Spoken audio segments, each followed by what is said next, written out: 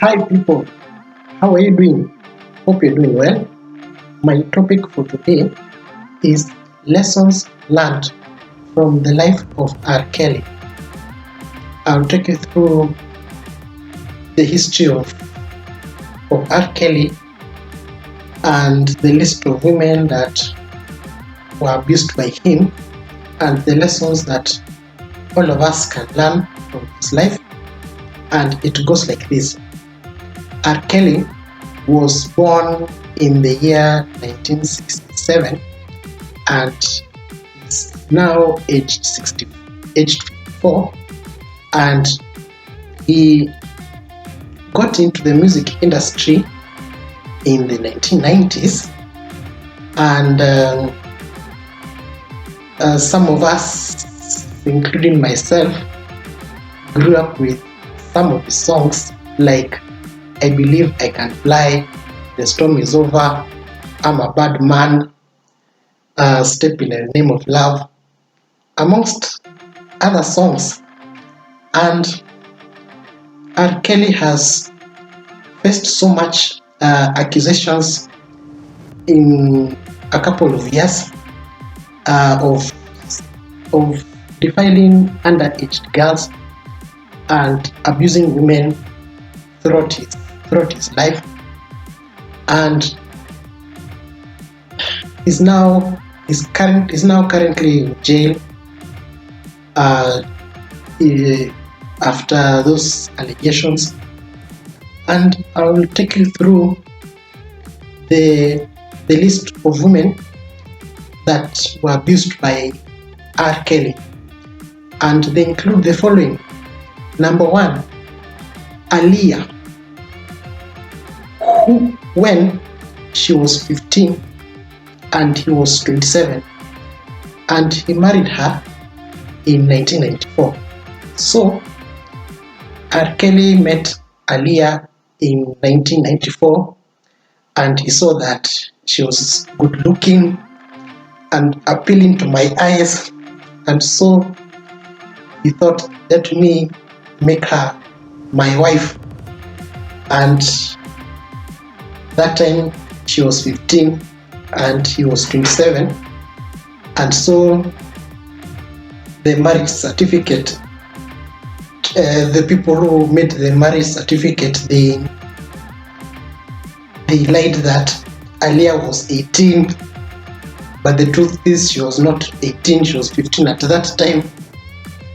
And so R. Kelly helped her in her R&B career. And yeah, number 2, Tiffany Hawkins, when she was 15 and he was 27, and he had a relationship with her in 1991. Number 3, Tracy Sampson, an intern at his label when she was 17 in 2001. Number 4, Patrice Jones, when she was 16 in 2002. Number 5, Fontina Woods in 2002. Number 6, Lizette Martinez, when she was 17 in 2018. And finally, Andrea Kelly, who was married to R. Kelly from 1996 to 2009. That R. Kelly she complained that R. Kelly was very abusive to her and he was about to kill her, and so she later on filed for divorce in 2009. And I will take you through the lessons that all of us can learn from the life of R. Kelly. All of us, that is men, women, youths, adults, senior citizens, all of us can learn from his life. Number one, childhood wounds have an effect. R.Kelly was abused as a child by one of his family members when he was like 8 years old, and so this had an effect in his life, in that that wound was not healed, and it made him to commit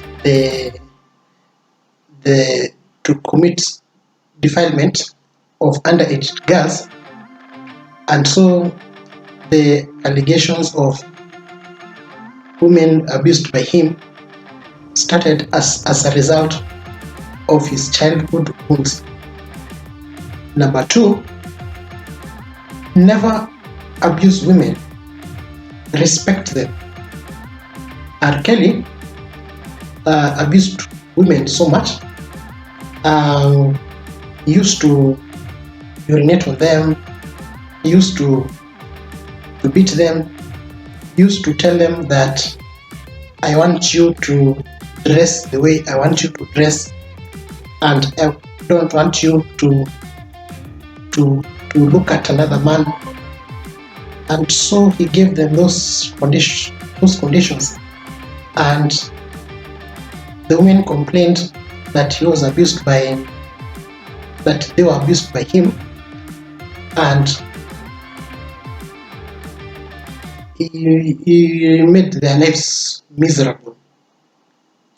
Number three, wellness is important. Although R.Kelly was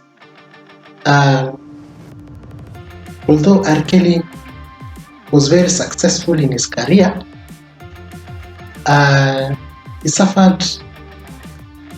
He was not well emotionally, in that when he was tried, the lawyers indicated that he was illiterate, he couldn't read, he couldn't write, and I think he suffered from learning disorder. And so if R.Kelly was unable to read and write, how was he able to come up with songs? If he was not able to read and write, how was he able to write songs? That's what I'm asking myself. And so R.Kelly didn't have emotional wellness, he didn't have social wellness. I think he also didn't have spiritual wellness. Wellness is multidimensional and it's important. Number four, if you're undergoing trials in your life, you should get help. People were complaining that R.Kelly was not mentally right, and so they were thinking, even the women who were abused by him, they were thinking that R.Kelly should get help and he would be assisted so that he can cope with his situation, with his mental status. Number five, your actions have consequences.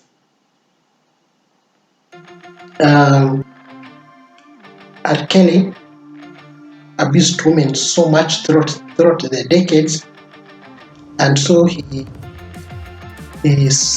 destroyed their lives, and women complained that they were abused by him, and so now he's now in jail because of his actions, and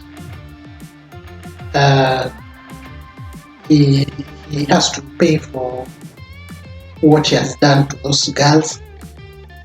And finally, number 6, do not trust, not give your children to strangers if you are a parent. R.Kelly visited